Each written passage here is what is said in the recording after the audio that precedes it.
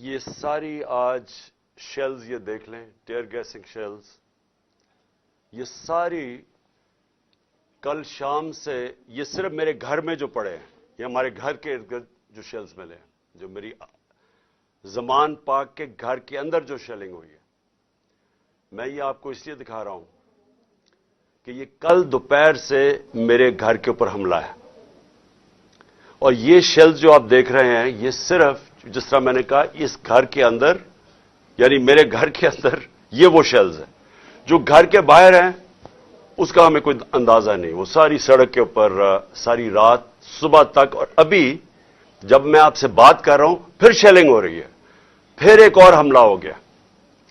تو میں اپنی قوم کے سامنے ایک سوال رکھنا چاہتا ہوں کہ یہ کون سا میں نے اتنا بڑا جرم کیا تھا کہ میرے گھر کے اوپر حملہ، کبھی کسی پولیٹیکل لیڈر کے گھر کے اوپر اس طرح شیلنگ نہیں ہوئی، اور وہاں عورتیں تھیں، ہمارے نوجوان تھے، ان کے اوپر جس طرح اٹیک کیا گیا، اس کی کوئی تو کیا وجہ تھی؟ میرا جرم کیا تھا؟ جرم یہ تھا، ذرا میں آپ چاہتا ہوں غور سے سنیں میرا جرم کیا تھا۔ ایک کیس لگا ہوتا ہے توشہ خانہ کا، جو توشہ خانہ کا کیس میرے اوپر ایک الزام لگایا گیا، اور شکر ہے اللہ کا کہ وہ الحق ہے، وہ توشہ خانہ کا سب کے سامنے اب ریکارڈ آ گیا۔ میں چیلنج کرتا ہوں کہ جب یہ کیس سنا جائے گا، اگر کسی نے ساری چیزیں جائز طریقے سے، یعنی جائز طریقے سے، توشہ خانہ کا مطلب ہوتا ہے کہ جو آپ پریزنٹ آپ کو جب گفٹس ملتی ہیں تو ان میں سے جو آپ رکھنا چاہتے ہیں ایک قیمت ادا کر کے لے لیتے ہیں، وہ آپ کی پراپرٹی بن جاتی ہے، یہ توشہ خانہ ہے، اور یہ 70 سال سے یہی ہے۔ اور یہ جو کہتے ہیں کہ وہ اچھا جی وہ آپ کو کوئی بڑا تحفہ ملا تھا، اسٹیٹ گفٹ، جو آپ چیز خریدتے نہیں ہے توشہ خانہ کی، وہ آکشن ہو جاتی ہیں، وہ کوئی عجائب گھر میں نہیں رکھی جاتی۔ تو میرے اوپر پورا انہوں نے میڈیا ٹرائل چلوایا، اسی کے اوپر کیس کر دیے، اور اب اللہ کا کرم ہے کہ ان ساری چیزیں ان کی سامنے آ گئی ہیں، اور ابھی آپ کو پتا چلے گا جب وہ دیکھیں گے کہ انہوں نے چوری کی ہے توشہ خانہ سے، اور انشاءاللہ وہ سامنے آ جائے گا۔ اب توشہ خانہ کا کیس لگا F8 کی کچہری میں۔ F8 کی کچہری میں 2 دفعہ بم دھماکے ہو چکے ہیں، وہ اس کو آپ کی جو سیکیورٹی ہے وہ پروٹیکٹ ہی نہیں کر سکتی۔ وہ جگہ ایسی ہے کہ وہاں وکیل بھی شہید ہوئے، وہاں ججز بھی شہید ہوئے، ادھر ہی جب 2 دفعہ دہشت گردی ہوئی، تو جب وہاں اس کو پروٹیکٹ کر ہی نہیں سکتے، اور خود انٹیریئر منسٹر کہہ رہا ہے کہ میری جان خطرے میں ہے، انٹیریئر منسٹری کہہ رہی ہے کہ میری جان کو خطرہ ہے، ایک میرے اوپر حملہ ہو چکا ہے۔ مجھے پتا ہے کہ جو لوگ آج بیٹھے ہوئے ہیں یہ اقتدار میں، جو شہباز شریف اور رانا ثناء اللہ، یہی انہوں نے ہی پہلا میرے اوپر کیا تھا، اور ایک اور ایجنسیز کے آدمی نے، اب وہی پاور میں بیٹھے ہیں، خطرہ ان سے ہے۔ تو میں ایک چیز مانگی کہ مجھے سیکیورٹی دیں ادھر جانے کے لیے، اور اگر سیکیورٹی نہیں دے سکتے تو میرا ادھر کر دیں کیس جدھر مجھے سیکیورٹی ملتی ہے۔ جب سے میری ٹانگ ٹھیک ہوئی ہے، میں 2 دفعہ ایک لاہور ہائی کورٹ گیا اور ایک اسلام آباد، کوئی سیکیورٹی نہیں تھی، کوئی پروٹیکشن نہیں تھی۔ اور پھر میں واضح کر دوں کہ یہ ان پریسیڈنٹڈ ہے کہ ایک ایکس پرائم منسٹر کو قاتلانہ حملہ ہوتا ہے، اس کے بعد اس کو سیکیورٹی نہیں ملتی۔ اس کے لیے اس وجہ سے ہم نے عدالت میں گئے ہوئے ہیں کہ ہمیں سیکیورٹی دو، اور اس جج نے میرے اوپر وارنٹ نکال دیا۔ اب یہ وارنٹ کیا ہے جس کے لیے پولیس آئی ہوئی تھی؟ میں یہ ذرا سارا آپ کو سمجھانا چاہتا ہوں کہ یہ جو ساری ابھی بھی شیلنگ ہو رہی ہے، یہ پولیس کا اور کوئی کام نہیں ہے، پوری فوج کی فوج آئی ہوئی ہے، رینجرز آئے ہوئے ہیں کہ اس طرح کوئی دہشت گرد یا زمان پاک میں بیٹھا ہوا ہے۔ وارنٹ صرف یہ تھے کہ آپ کو پولیس عدالت میں پیش کرے، یہ ہے وارنٹ۔ جس عدالت میں اس لیے نہیں جا سکا کیونکہ سیکیورٹی کا ایشو تھا، عدالت نے پیش کرنا، یہ پولیس نے وہاں پیش کرنا تھا۔ رات کو جو پریزیڈنٹ ہیں لاہور ہائی کورٹ کے بار کے اشتیاق خان، انہوں نے شیورٹی دے دی، ان کو میں نے آتھرائز کر دیا، انہوں نے شیورٹی دی کہ وہ جو میرا اپیرنس ہے ہائی کورٹ میں وہ گارنٹی کرتے ہیں۔ 18 کو انہوں نے شیورٹی دے دی میں ہائی کورٹ میں پریزنٹ ہوں گا۔ تو جب انہوں نے شیورٹی دے دی تو وہ پولیس آفیسر جو مجھے اریسٹ کرنے آیا تھا اس کو شیورٹی مل جاتی، وہ کیس اس کو انتظار کرنا چاہیے. تو میں نے فیصلہ کر لیا کہ میں عدالت جا رہا ہوں، اس لیے تو وہ آیا تھا مجھے اریسٹ کرنے. اور یہ قانون ہے، یہ جو کوڈ آف کرمنل سی سی پی جسے کہتے ہیں کہ کوڈ فار کرمنل CRPC جو کوڈ ہوتی ہے جو جس کے تحت یہ قانون بنا ہوا ہے، اس کا سیکشن 75 کہتا ہے کہ یہ اگر کر دیں تو پولیس آپ کو اریسٹ نہیں کرتی. تو وہ رات لے کے پھر رہا اشتہا خان یہ اب شیورٹی، اور پولیس والا ہی نہیں مل رہا. وہ کیوں نہیں مل رہا؟ کیونکہ انہوں نے فیصلہ کیا ہوا تھا میرے اوپر یہ اٹیک کرنے کا. اب یہ میں آپ کو دکھا رہا ہوں کہ یہ صرف شیلز نہیں ہیں، یہ گولیاں آپ کے سامنے ہیں. یہ گولیاں چلائی انہوں نے یہاں. یہ گولیاں چلانے والے ایک آدمی کو عدالت میں پیش کرنے کے لیے نہیں آتے. ان کے عزائم، یہ جو اوپر سارے بیٹھے ہوئے ہیں جنہوں نے پہلے ہی مجھے قتل کرنے کی کوشش کی تھی، ان کے عزائم یہ نہیں تھے کہ عمران خان نے یہ عدالت میں، وہ کہہ رہا ہے کہ میں پہنچوں گا، اس کے باوجود یہ حملہ کر رہا ہے اور ابھی تک حملہ ہو رہا ہے. ان کا مقصد کچھ اور ہے. لندن کے اندر پلان بنا، وعدے کیے گئے نواز شریف سے. وعدہ یہ کیا گیا کہ اگر ہمیں بیک کریں گے تو میں آپ کو یہ کر کے دوں گا، جس میں عمران خان کو جیل میں ڈالوں گا، PTI کو ختم کروں گا، نواز شریف کو سارے کیسز ختم کروں گا. یہ پلان تھا پورا. یہ پلان بڑی دیر سے پتا ہے، میں بتاتا جا رہا ہوں آپ سب کو. اس پلان کے تحت یہ گیم چل رہی تھی. کیوں میرے ورکرز اس طرح، جس طرح انہوں نے یہ دفاع کیا، زبان پاک کی، میں تو کیا ان کو 2 دفعہ کہا، میں نے کہا دیکھو یہ میں کوئی انتشار نہیں چاہتا، میں چاہتا ہوں میں چلا جاتا ہوں، بیگ میرا پیک تھا. لیکن سارے کارکنوں کا کیا مسئلہ تھا؟ ان کو پتا تھا کہ جب سے ہماری حکومت گئی ہے ہمارے لوگوں کو تشدد کیا گیا جیل میں. کسٹوڈیل ٹارچر کہتے ہیں اس کو. جیل کے اندر تشدد کیا گیا. اعظم سواتی، شہباز گل، ہمیں پتا ہے ارشد شریف سے کیا ہوا، ہمیں پتا ہے سوشل میڈیا کے لڑکوں سے کیا ہوا، اور ہمیں پتا ہے کہ وہ درویش، وہ جو اسپیشل انسان تھا جس کے پاس پیار کے علاوہ کچھ تھا ہی نہیں، ذل شاہ سے کس طرح انہوں نے اٹھایا اور اسے تشدد کر کے قتل کر کے سڑک پہ پھینک گئے.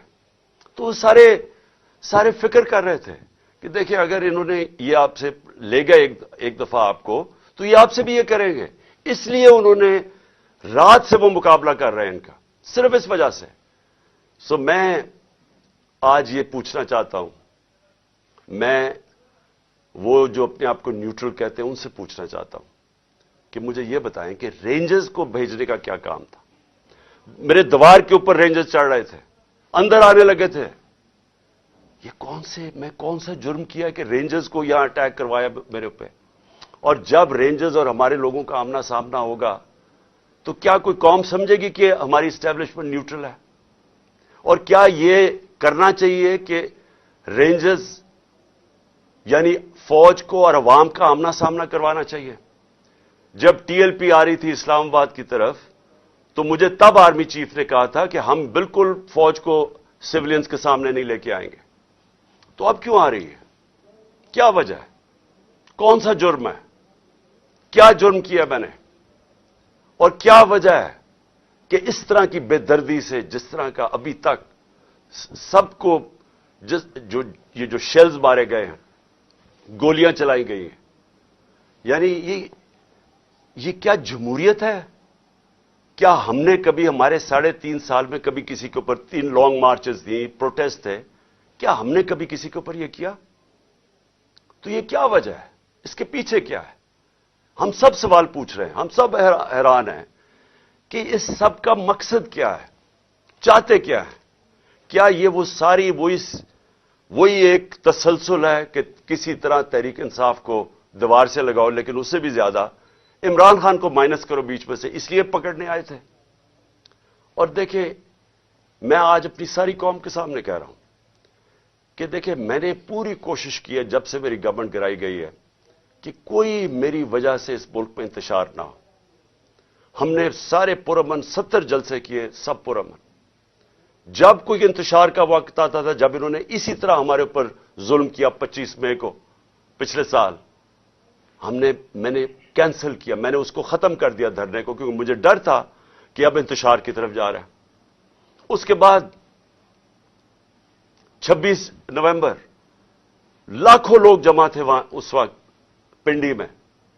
ہمارا پلان تھا اسلام آباد میں جا کے دھرنا دینا، لیکن جب میں نے ماحول دیکھا جو انہوں نے پولیس جمع 30,000 پولیس جمع کی ہوئی تھی، تو مجھے پتا تھا پھر یہ تو جان کے چاہ رہے کوئی کلیش ہو، تو میں نے وہ کینسل کر دیا۔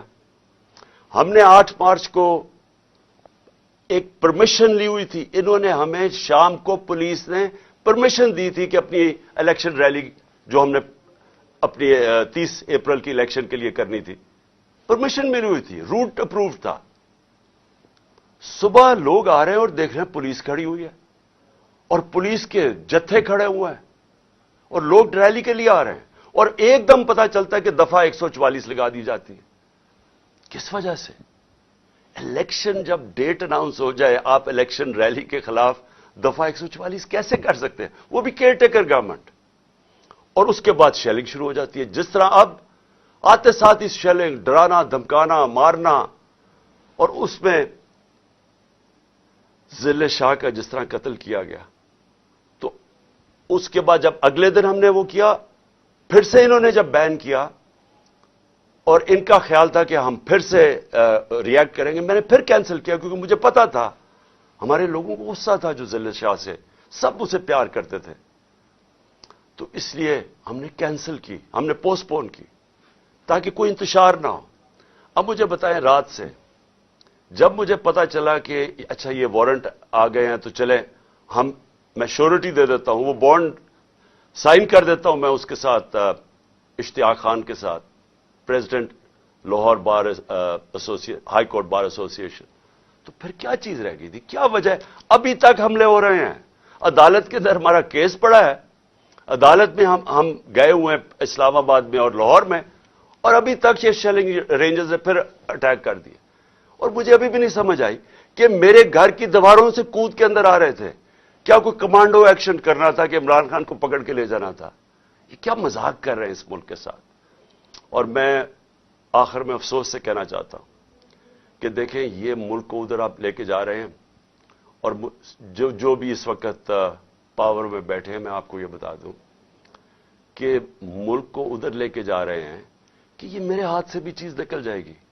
اب یہ جو لڑکوں نے، یہ تھوڑے سے تھے، جس طرح انہوں نے وہاں کھڑا ہو کے ٹیئر گیسنگ سب کے باوجود اتنی بھاری پولیس کی نفری اس کے سامنے کھڑے ہوئے ہیں، صرف اس خوف سے کہ چیئرمین کو اٹھا کے لے جا کے یہ پھر جیلوں میں تشدد کریں گے، اور خوف یہ ہے کہ انہوں نے قتل کرنے کی کوشش کی تھی اور یہی اب جیل میں لے کے جا رہے ہیں۔ کسی کو اعتماد نہیں ہے ان مجرموں کو، یہ جرائم پیشہ لوگ ہیں، کسی کو ان کے اوپر اعتماد نہیں ہے۔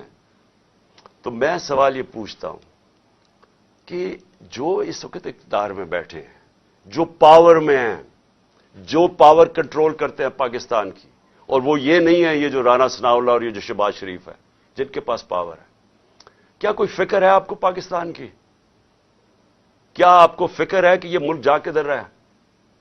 کیا آپ کو فکر ہے کہ میں اگر آپ جب بھی مجھے پکڑ لیں گے کیا ہوگا؟ جیل میں چلا جاؤں گا، زندگی موت اللہ کے ہاتھ میں ہے، عزت ذلت اس کے ہاتھ میں ہے، کیا کر لیں گے آپ؟